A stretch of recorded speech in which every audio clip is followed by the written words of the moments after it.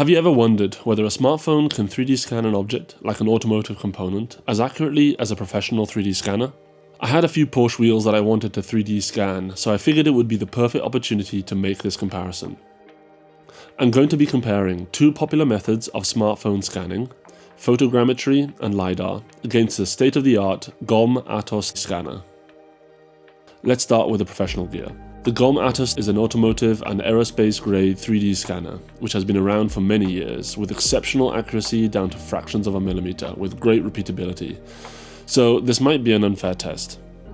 The ATOS uses a method called structured light scanning by projecting a blue LED grid over the surface of a component, and it uses 3 cameras to calculate the position of these surfaces down to 10 microns. Nowadays, there are many newer, faster and more compact handheld scanners out there, but the ATOS is still one of the most accurate ones out there. The wheels are prepped using these adhesive targets that are scattered all over the part. These targets act as the datum system for the software to be able to stitch all the scans together. At least 3 need to be in sight at any time.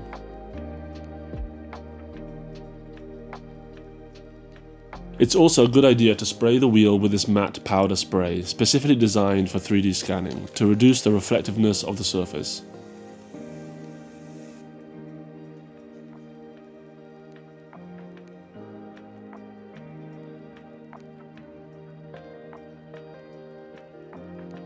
After a few scans, we can see the wheel taking shape, and I must say it looks incredibly accurate.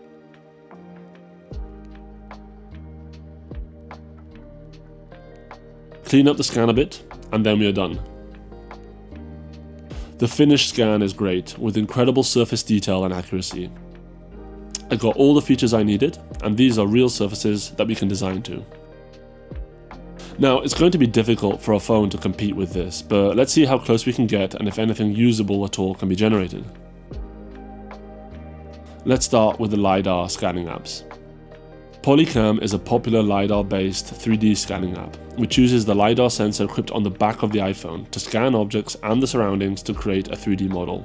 But as soon as I started the app, I could tell how crude the LiDAR scanner is, so I didn't have big hopes on it performing too well.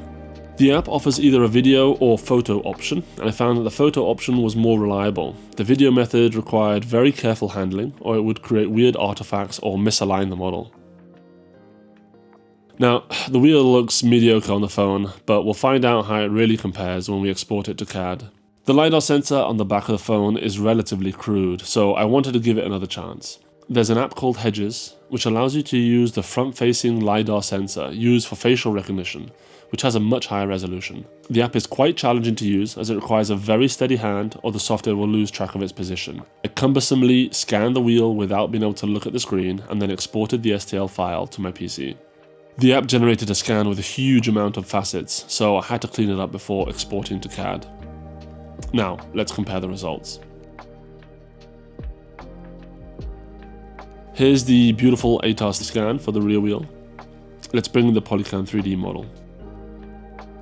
I mean, the proportions are there, and the general presence of a wheel is correct, but there's no detail, and it doesn't seem like the scale is perfect either. It's quite terrible, really.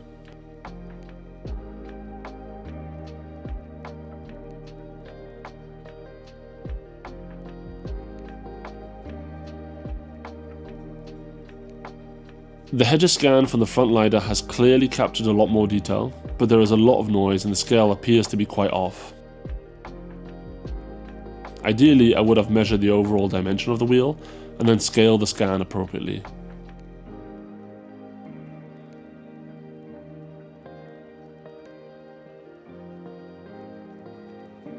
To be honest, it's actually a lot better than I was expecting from a phone.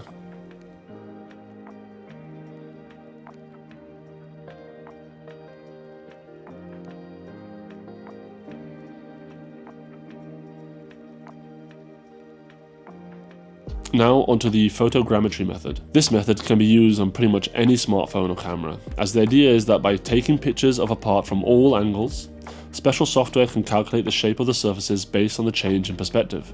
I used a popular app called Luma 3D, which I tested once before with some success. After the boundary box is set up, we can move the phone around the wheel and it will automatically take photos at set intervals and then process all these pictures into a final 3D scan.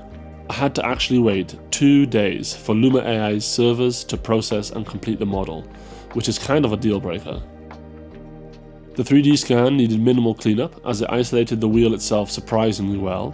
The main issue was the scale. It was completely arbitrary, and I wouldn't have been able to import it into CAD and convert it easily like I could with the Lidar scans. I tried an alternative smartphone app called Reality Scan that works in a similar fashion, but you move the camera around freely as the app takes photos from different angles. At first I thought it did an amazing job at capturing the carpet really well and none of the wheel, but after processing for a few hours it actually did capture the wheel. I imported it into MeshLab to clean and scale the model, and it became obvious that the scan wasn't that great at all. It looked like it had some sort of disease. Nonetheless, I cleaned it up and imported it into CAD. Now, before I compare these scans in CAD, I did try some more powerful photogrammetry tools such as Meshroom. I took many photos of the wheel from all angles, and I also applied the scanning spray to ensure the surfaces were matte and didn't have reflections. But I just couldn't get it to work, no matter how many tutorial videos I watched.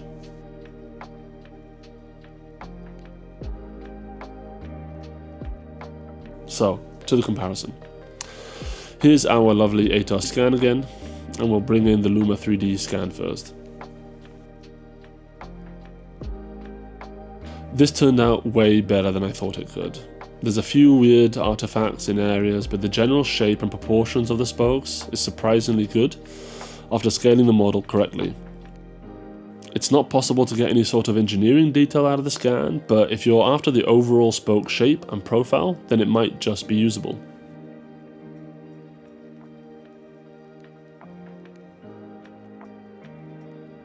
Now, for the reality scan model, well, as expected, a horrible mess. It looks like some sort of Halloween decoration.